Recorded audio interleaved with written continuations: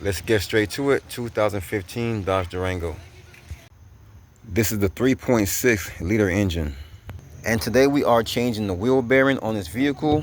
We are doing specifically the driver's side wheel bearing, and this is what your wheel bearing should look like. Right under the back seat, once you get this little cover removed from right here. Now this is the passenger seat. You can see, so there goes the battery. Let's disconnect this negative battery terminal right here.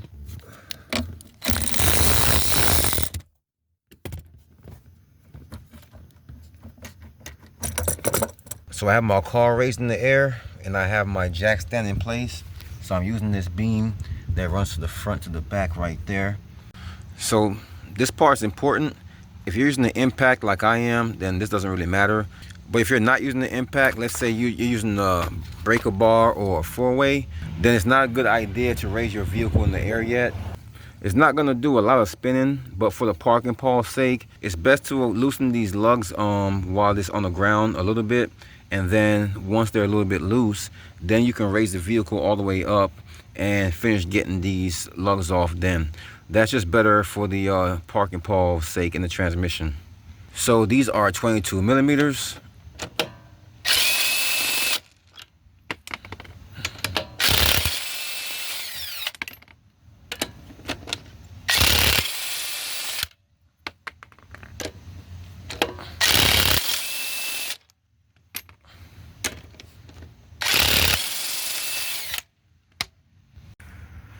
So now that the tire is off, we can see everything that we need to do. So we're gonna have to start with the brakes. Let's see what this is back here.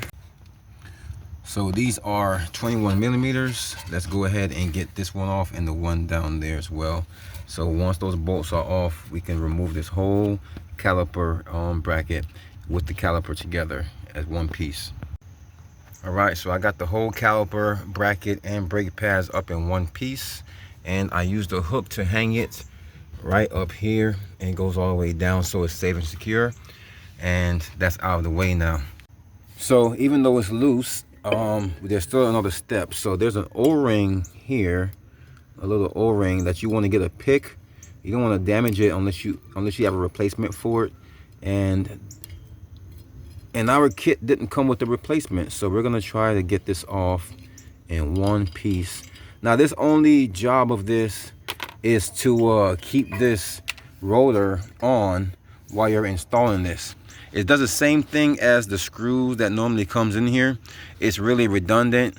It's not necessary. So if you lose the O-ring or it's damaged, don't worry about it. There's no reason to put it back on unless you have a hard time holding this up here. Because once the tire goes on and everything's tightened down, that O-ring is nothing. So if you lose it or it's not even there, don't worry about it. So now we're gonna go ahead and get our rotor off. Now if the rotor doesn't come off easy, this is coming off pretty easy. Well, I was gonna show you what you can do is you get a hammer and you can hit it on the sides here, all around, to shake it up, to loosen it. And you can even hit it a couple of times on the flat surface to loosen it as well. If you're replacing the rotor, then it doesn't matter, so you can hit it in the back if you're getting ready to replace it. Just make sure you don't hit the shield that's back there. You have to hit in the open spot that's made for the caliper. So this axle nut right here is a 32 millimeter. I'm going to use my impact to get this off. You can use a breaker bar because this will stop spinning eventually, and you'll be able to get that off. If you want to get it off with the least resistance, it's best to get this off while the brakes are still attached and have somebody hold the brakes while they're in the car. But you can definitely get this off without that. But I'm going to go ahead and use the impact and get this off.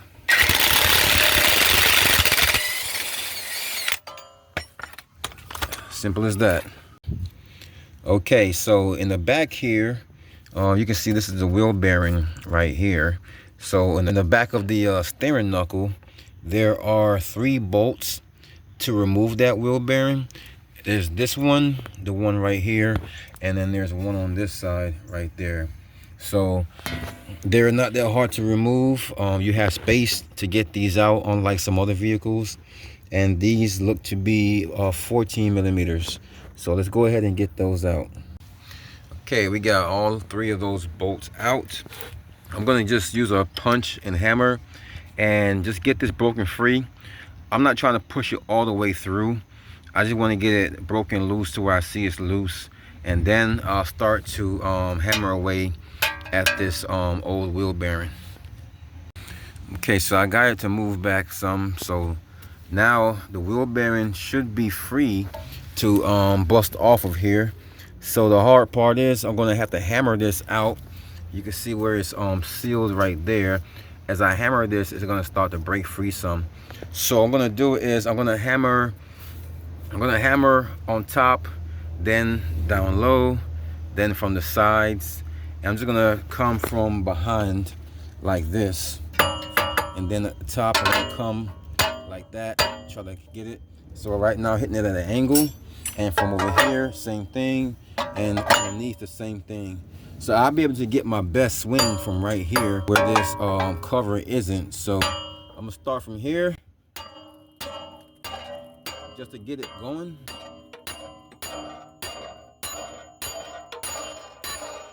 Let's get the top.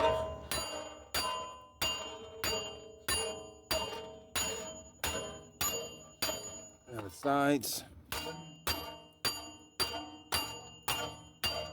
And I'm just gonna keep doing this. I'm going to the bottom 2. I'm gonna keep doing this till I can get this thing out. All right, so there's 2 ways to get this off. If you're reusing this, then we have to get it off carefully with a slide hammer. If you're replacing this, then there's no worry about getting this off with a slide hammer. You can just pull this out. You can just knock this out with a hammer from the sides if you're replacing this. But if you're not, I just want to show you the steps to take.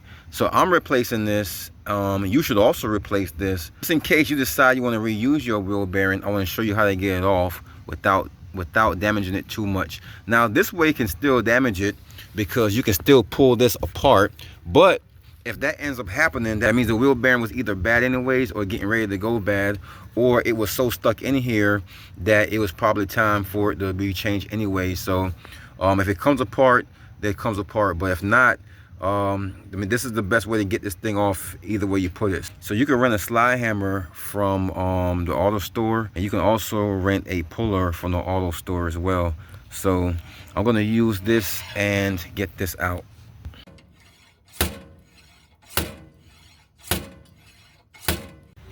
I'm going to spray a little penetrating oil or fluid down in here. Let that sit for about a good 20 minutes or so.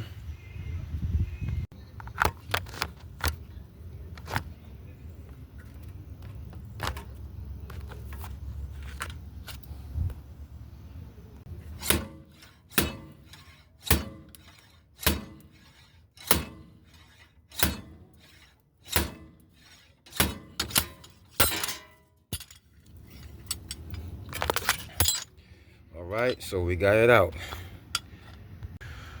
All right, so this is what we have now. So now that the wheel bearing is out, so as far as the backing plate, you see these 2 recessed areas here? You want them to be at 10 o'clock and 2 o'clock. So you see where this fits right in there with the speed sensor, and this one here is just there because you can put this shield on either side. So if you were to put this shield on the passenger side, then this spot would be used. But since this is on the driver's side, this spot's used. So like I said, you want these to be at 2 o'clock and 10 o'clock. And now the speed sensor is in and that backing plate is good. So once this lines up with the wheel bearing, everything will be fine. So don't worry about this little slop you have right here. While holding this with one hand, use your other hand and guide your wheel bearing up here and get it around these splines on this CV axle, and then just push it right in there.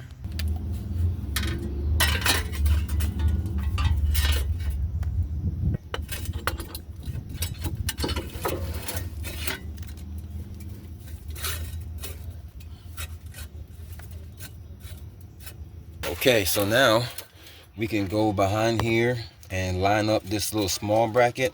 Once we line up the bolts with this small shield here, then we'll push it through the knuckle, through the bigger shield, and then into the wheel bearing. So we're going to do the same thing for all 3 holes on the wheel bearing. So like I said, line everything up and get these 3 bolts in. All right, so there it is. We have the shield back on and that backing shield on as well. We have all 3 bolts in, and of course we have our new wheel bearing on. All right, let's get this axle nut on here. So remember, if you're not using an impact, you can get this brake caliper and the brakes back on with the rotors and everything, and you'll be able to hold the brakes down, and then this won't spin at all.